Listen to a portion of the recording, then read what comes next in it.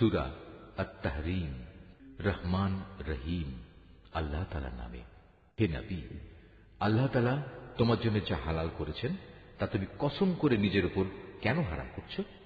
তুমি কি এর মাধ্যমে তোমার স্ত্রীদের খুশি করতে চাও? তেমন কিছু হলে আল্লাহর কাছে ক্ষমা প্রার্থনা করো, কারণ আল্লাহ তাআলা ক্ষমার আধার ও পরম দয়ালু। আল্লাহ তাআলা তো তোমাদের শপথ থেকে রেহাই পাওয়ার জন্য কাফফারার একটা পথ নির্ধারণ করে দিয়েছেন। মূলত আল্লাহ তাআলাই হচ্ছেন তোমাদের একমাত্র সহায়। তিনি সর্বজ্ঞ, তিনি প্রজ্ঞাময়। যখন আল্লাহ নবী তার স্ত্রীদের একজনকে একান্ত চুপিসারে কিছু একটা কথা বলল এবং সে তা অন্যের কাছে প্রকাশ করে দিল, আল্লাহ তাআলা তার এই বিষয়টা নবীকে ওহীর মাধ্যমে জানিয়ে দিলেন। তখন রাসূল কিছু কথা গোপনীয়তা প্রকাশকারী স্ত্রীকে জানিয়ে দিল, আবার কিছু কথা এড়িয়েও গেল। সুতরাং নবী যখন তার সে স্ত্রীর কাছ থেকে সমগ্র বিষয়টা জানতে চাইল, তখন সে বলল, আপনাকে এই খবরটা কে জানালো? নবী বলল, আমাকে জানিয়েছেন সেই মহান আল্লাহ তাআলা, যিনি সর্বজ্ঞ ও সম্যক জ্ঞাত।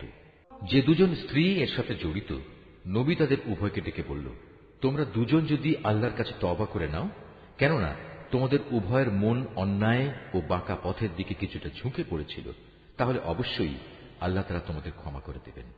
আর যদি তোমরা উভয়ে তার বিরুদ্ধে একে অপরের পৃষ্ঠপোষকতা করো, তাহলে জেনে রাখো আল্লাহ তাআলাই তার নবীর সহায়।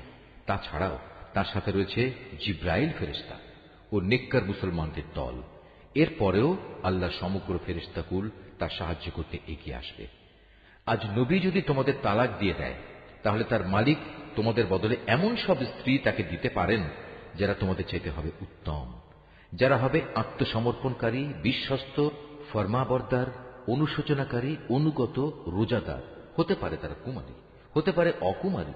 হে ঈমানদার লোকেরা, তোমরা নিজেদের ও নিজেদের পরিবার পরিজনদের জাহান্নামের সেই কঠিন আগুন থেকে বাঁচাও, যার জ্বালানি হবে মানুষ আর পাথর। সে জাহান্নামের প্রহরা যাদের উপর অর্পিত, সেসব ফেরেশতা সবাই হচ্ছে নির্মম ও কঠোর। তারা দণ্ডাদেশ জারি করার ব্যাপারে আল্লাহর কোনো আদেশই অমান্য করবে না। তারা তাই করবে যা তাদের করার জন্য আদেশ করা হবে। সেদিন অস্বীকারীদের তারা বলবে, হে কাফেররা, আজ তোমরা দোষ ছাড়ানোর জন্য কোন রকম অজুহাত তালাশ করো না। আজ তোমাদের সেই বিনিময়ই দেয়া হবে যা তোমরা দুনিয়ায় করে এসেছ।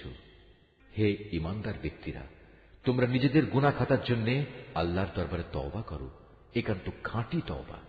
আশা করা যায় এর ফলে তোমাদের মালিক আল্লাহ তাআলা তোমাদের গুনাহসমূহ ক্ষমা করে দেবেন এবং এর বিনিময়ে পরকালে তিনি তোমাদের প্রবেশ করাবেন এমন সুরম্য জান্নাতে, যার তলদেশ দিয়ে প্রবাহিত হবে সুপেয় ঝর্ণাধারা।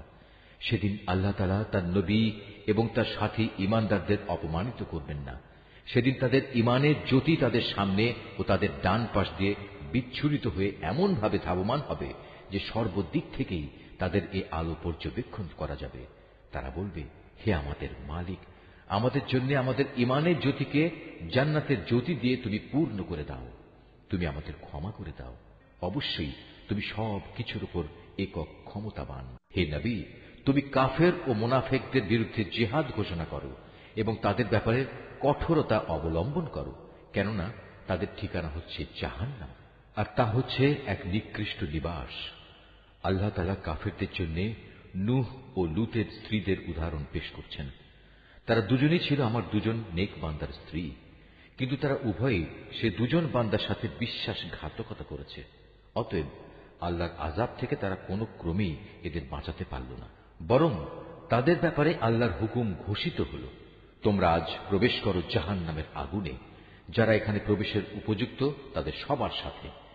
একইভাবে আল্লাহ তাআলা মুমিনদের জন্য ফেরাউনের স্ত্রীকে অনুকরণযোগ্য এক উদাহরণ হিসেবে পেশ করেন। সে প্রার্থনা করেছিল, হে মালিক, জান্নাতে তোমার পাশে তুমি আমার জন্য একখানা ঘর বানিয়ে দিও, আর দুনিয়ার এ ঘরেও তুমি আমাকে ফেরাউন ও তার যাবতীয় কর্মকাণ্ড থেকে বাঁচিয়ে রেখো। তুমি আমাকে উদ্ধার করো এ জালেম সম্প্রদায়ের যাবতীয় অনাচার থেকে। আল্লাহ তাআলা মুমিনদের জন্য আরো দৃষ্টান্ত পেশ করেছেন ইমরানের মেয়ে মারিয়ামের, যে আজীবন তার সতীত্ব রক্ষা করেছে। অতঃপর একদিন আমি আমার সৃষ্ট রূহগুলো থেকে একটি রূহ তাতে ফুঁকে দিলাম। সে তার মালিকের কথা ও তার প্রেরিত কিতাব সমূহের উপর পুরোপুরি বিশ্বাস স্থাপন করেছে। সত্যি সে ছিল আমার একান্ত অনুগত বান্দাদেরই একজন।